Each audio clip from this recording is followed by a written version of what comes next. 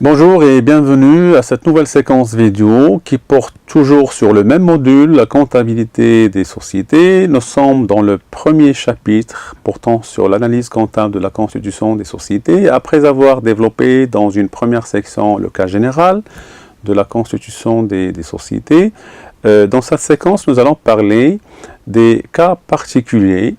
Et le premier cas particulier que nous allons, étudier aujourd'hui, c'est le cas des actionnaires défaillants, le cas des actionnaires défaillants. Alors, quand est-ce qu'on parle d'actionnaires défaillants?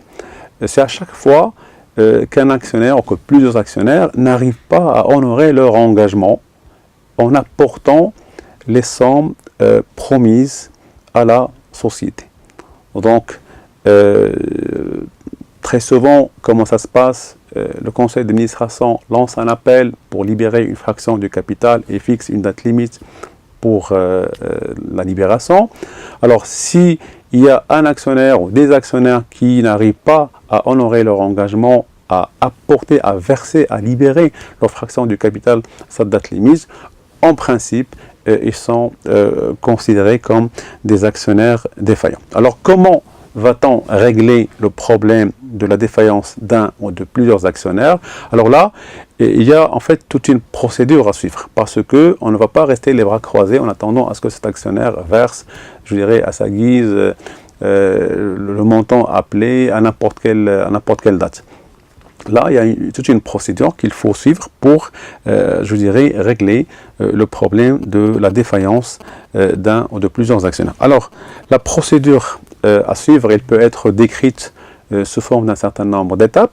Alors, la première étape, c'est que la société adresse aux actionnaires défaillants une mise en demeure par une lettre recommandée avec accusé de réception.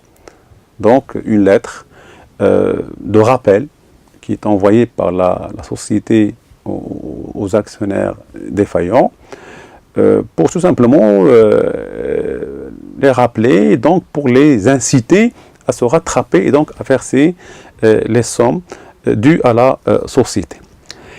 Alors la deuxième étape, c'est que la société doit attendre au moins 30 jours. Donc 30 jours après la première mise en demeure. Si pendant les 30 jours, l'actionnaire réagit et verse les sommes dues, c'est bon. Sinon, après 30 jours, la société a le droit de faire apparaître dans un journal d'annonce légale un avis de mise en vente mentionnant les numéros des actions à vendre. Hein, ce n'est pas encore la vente, ce n'est pas encore la cession proprement dit des titres, mais un avis de mise en vente. Et en même temps, la société doit informer le débiteur par une deuxième lettre recommandée avec accusé de réception de cette mise en vente en lui indiquant la date et le numéro du journal dans lequel l'avis a été publié. Et puis, il doit lui accorder un deuxième délai d'au moins 20 jours. Un deuxième délai d'au moins 20 jours pour réagir, pour se rattraper.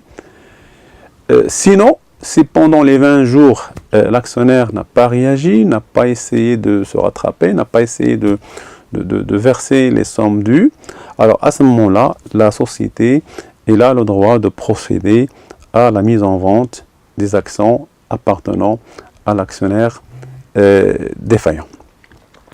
Alors, maintenant, ce qui nous intéresse le plus, c'est les aspects comptables. Donc, comptablement, comment est-ce qu'on peut traiter, comment est-ce qu'on peut enregistrer une opération où il y a défaillance d'un actionnaire. Alors ça, c'est ce qu'on va voir à travers la suite de notre exemple.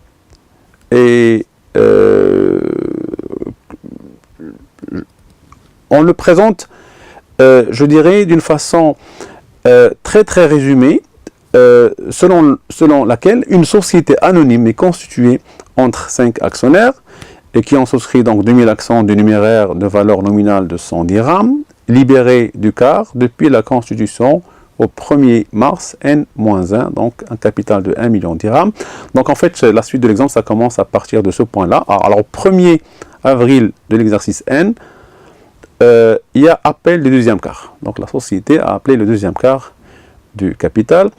Et le 31,5 N, qui est en principe, enfin dans notre exemple, la date limite de libération, il y a 4 actionnaires qui ont libéré le deuxième quart de la valeur nominale de leurs actions, mais le 5e actionnaire s'est révélé défaillant. Et donc là, on vous demande de passer les écritures d'appel et de libération du deuxième quart. Alors voilà donc les écritures, c'est très simple. En fait, on va voir ici 2 écritures comptables, l'écriture d'appel du deuxième quart et l'écriture de libération de ce deuxième quart, mais avec défaillance d'un actionnaire parmi les 5. Alors l'écriture d'appel, elle est toujours la même. Donc elle est toujours la même, c'est-à-dire qu'on débite le compte 3462, actionnaire capital souscrit et appelé non versé, et on crédite le compte 1119, actionnaire capital souscrit non appelé. Alors là, il y a une somme de 250 000 dirhams qui représente le 1 quart du capital, le deuxième quart du capital social, qui vient d'être appelé. Donc il vient d'être appelé, c'est-à-dire que ce montant-là, il doit quitter le compte 1119. C'est pourquoi on a crédité le compte 1119. Il doit aller se loger dans le compte 3462, qui est un compte, comment dire, consacré à la fraction appelée du capital. Donc, si vous l'avez bien remarqué, ce compte s'intitule actionnaire capital souscrit et appelé non versé. Alors, cette écriture-là, c'est une écriture d'appel, et je répète encore une fois pour dire que ça ne change pas, quelle que soit la fraction appelée. Donc, c'est toujours la même écriture qu'on passe. Et puis après, au 31 mai, on passe l'écriture de libération.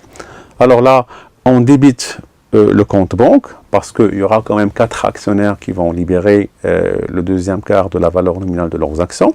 Donc 4 actionnaires, c'est au total 8000 actions, puisque chacun d'entre eux, il détient 2000 actions. Alors 8000 actions fois 100 dirhams, qui est la valeur nominale, fois un quart, le deuxième quart qui est appelé, ça nous donne une somme de 200 000 dirhams. Et puis, les actions appartenant à l'actionnaire défaillant, 2000, hein, les 2000 actions, à 100 fois un quart, ça nous donne une somme de 50 000 dirhams.